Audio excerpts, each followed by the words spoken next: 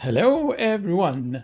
So you're probably just as excited as I am reading about and watching all about the information about the Canon R5 and the Canon R6. And I've watched a whole lot of YouTubers talking about all of the specs for these cameras. So I'm not going to repeat that because if you're watching this you probably already know most things about those cameras. And they're just amazing, at least specs wise. However, I think there's a couple of things that the other YouTubers have not addressed, and that's the thing that Canon is actually a business and just not giving away every feature. So even though they've given almost everything in the kitchen sink, there's still some things that's left out, and I think that it is for a very good reason. I mean, you can't be a successful business and have different tiers of tools and give everything to the lower tier. Because what I think is most people in the YouTube community are focused on the video specs, but don't forget, this is a photo camera. Well, it can shoot video very well, absolutely, but it's not that its primary goal or primary focus. It's a photo camera that can shoot video. It's a hybrid camera. It's not a video camera. If you want a real video camera or a cinema camera, you're supposed to buy the C300 or C500 or C100 or C200 or any of the other cinema cameras. Or if you're a lower tier, you buy a camcorder. So I have no problem with the record limit that they have imposed. Even though there's no tax anymore, I feel that it's probably a good business decision from Canon to do. I mean, if you want to make a long form content, then you probably should take a look at some of the other cameras that they offer. I'm not the absolute best YouTuber in the world, and I'm not a professional photographer. I'm not a professional videographer, even though I do some paid works now and then. And this camera has gotten me very excited because it's got almost all the features that I've sort of wished for. However, not all of them. So I've made a list here for my next camera. Right now I'm using me on the GH5 with autofocus and a 50mm equivalent lens set to 1.7. Well, so it's 3.5 or something in the full frame equivalence. Oh well. So I've gotten used to using cameras that has not the best specs, especially not autofocus wise. So autofocus is one of the things that I really would like to have a better one, and the GH5 is actually doing a decent job autofocusing, face tracking right now, but dual pixel is absolutely better, and the second version is probably even better. So but for doing things like this, I don't know if you can get around to it, because then the record limit is perhaps an issue. Even if you sort of stream, I don't know if it will overheat. There's some people think that it might overheat because it's a massive amount of data that's being pushed. I don't know. We'll see in the future. So let's get back to why I think that Canon has done a very reasonable decision. Some people think that the R6, for instance, has a too low data rate, just IPV and not the real beefy codecs.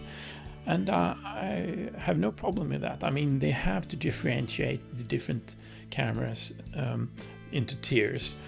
Otherwise, no one will buy the C300 or C500 or any of the other VCRs or camcorders that they have. So that's sort of reasonable. But I mean, they are, if not professional, at least semi-professional cameras. The R6, the R5 is absolutely professional. But it's I can't state that enough. It's a photo camera that can shoot video. It's not a video camera. So if your main focus is video, which is my focus, they are not the perfect fit. However, if you want to do something similar, you have to pay even more. Even though I think for my price range, they are a bit too expensive. I'm just rambling. No worries. I think they've done most of this in a good way in order not to cannibalize on their existing lines of cinema cameras and camcorders and other DSLRs and so. One other thing that people has been a bit upset about, and I do agree, is the change from mini HDMI to micro instead of, I think they should go the other way to a full HDMI. However, I've seen that at least the R5 includes this sort of cable placeholder, just like the GH5 does. So the probability of janking it out is much less than if just putting in the cable without this sort of support. So that's not the major downside. However, if you look at the EOS R6, this is on B&H, but it doesn't seem like it's included. But like many others already said, probably if you're going to use a cage, there will be some form of attachment or firming thing, so the cable won't come unloose. So if you look here, this is the R5. It has got the this cable clamp holder thingy. So that's good. So that's one of the issues addressed, at least for most people. At least I don't know if the R6 has got the sort of screw holes in order to use this. You should buy it as an accessory. The R5 has certainly got it covered. Well, let's see what I had in bullet points.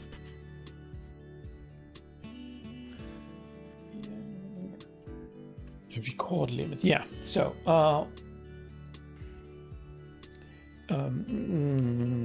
these are just magical. I mean, they got almost all the specs that I would want in my next camera. I got the GH5 and I got two G80 or G85s.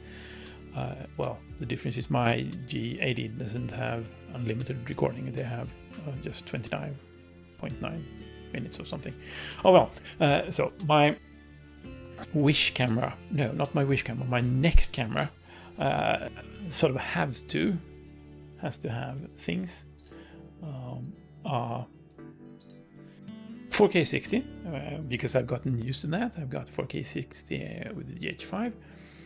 The GH5 doesn't have 10-bit, so that would be extra nice if it had 4K 60p 10-bit, which both of these cameras has. Both the R5 and the R6 has got that. The second one, in no particular order, but good autofocus or decent autofocus, and that means better than the GH5.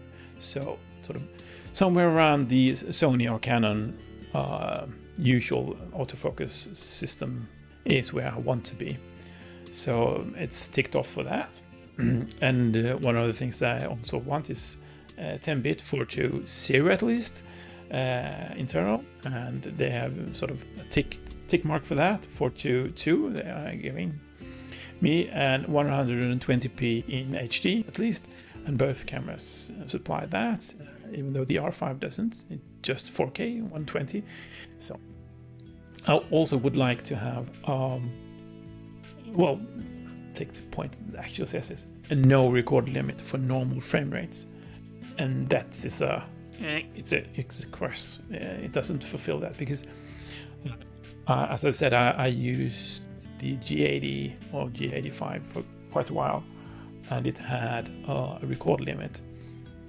It wasn't not a big problem most of the times, but when I wanted that longer content, it was a pain not having it. So that's why I like the GH5, because I can just record and record as long as I supply it power and enough storage.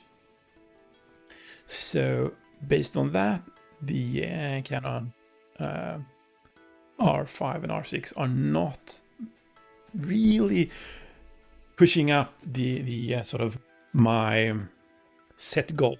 They have not reached my set goal.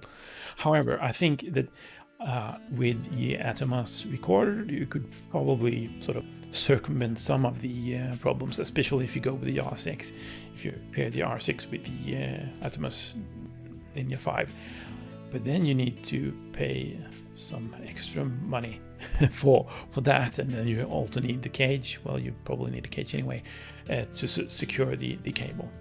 So it's a substantial more investment than the GH5 that I bought for $1,000 when they had the Black Weekend a year ago.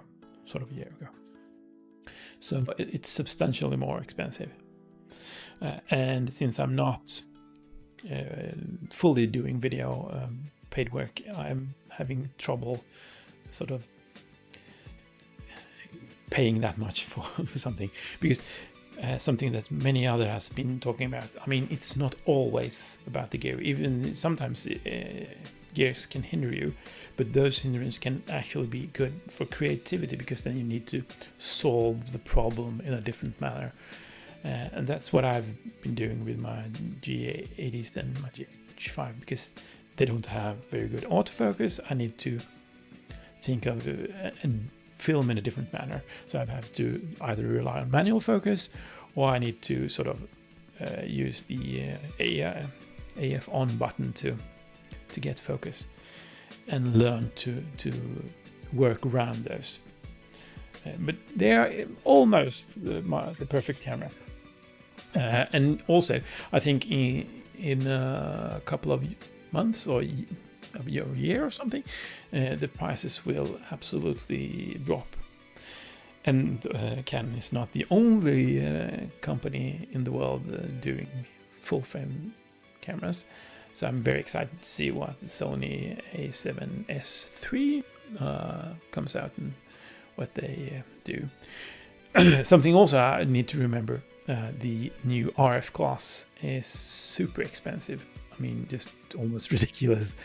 But I mean, they need to sort of get their money into the business somewhere, because there's so much fewer people buying professional cameras nowadays.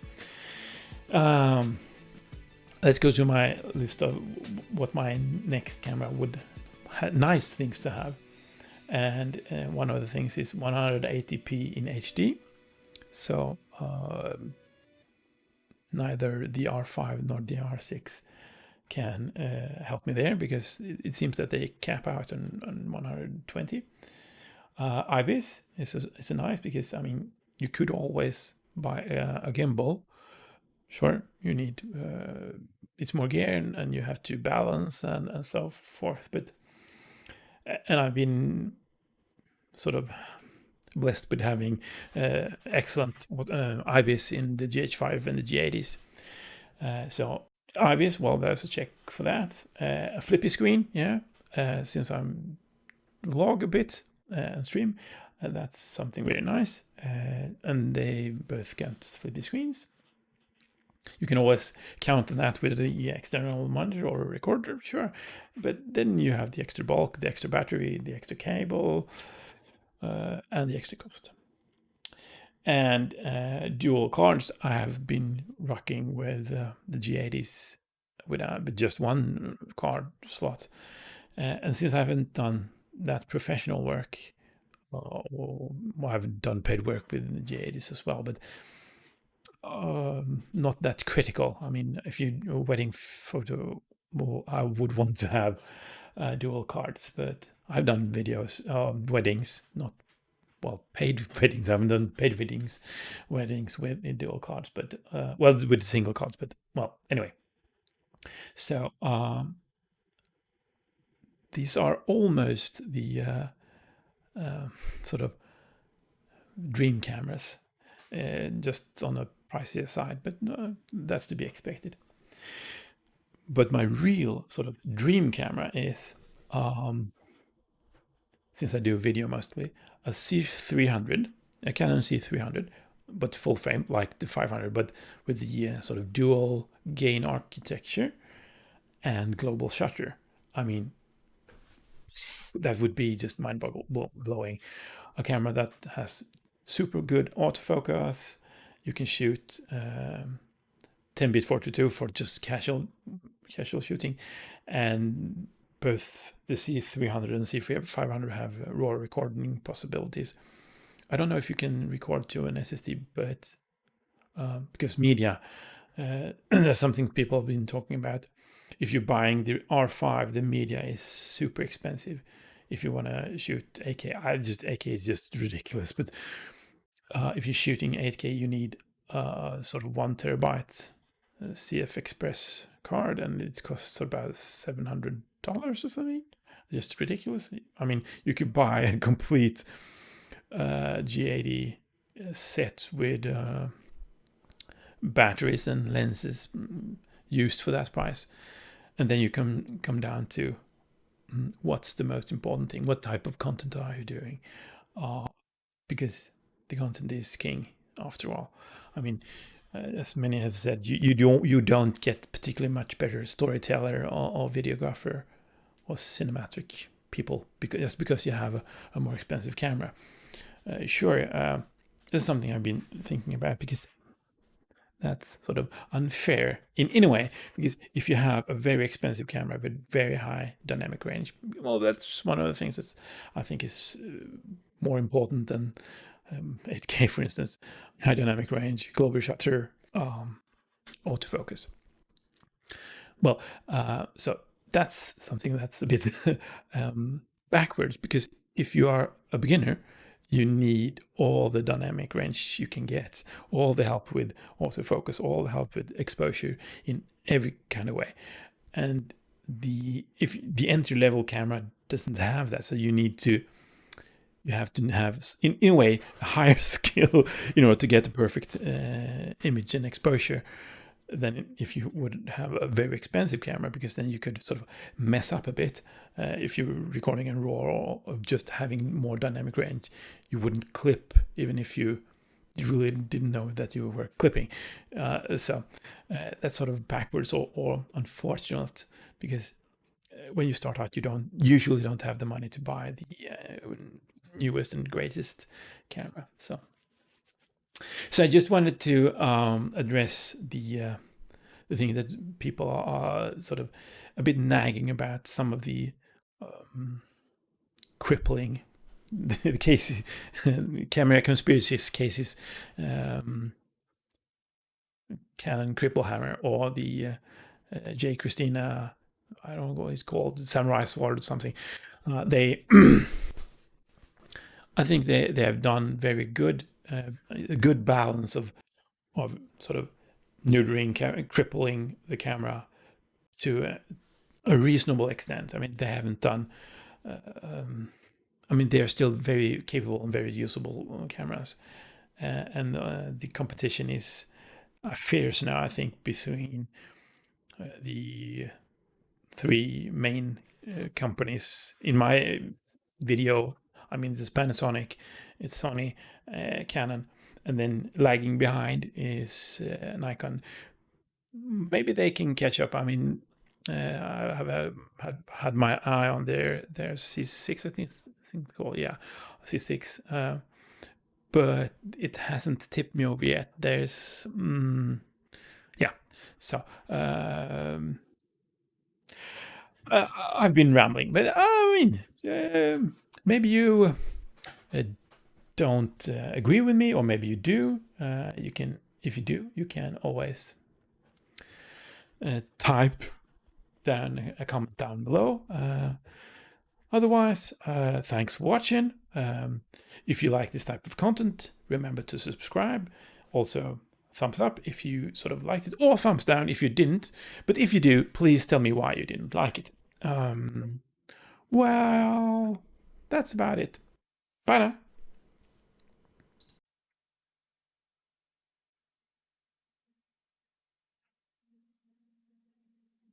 I need to find the right scene to change. Here it is. Bye.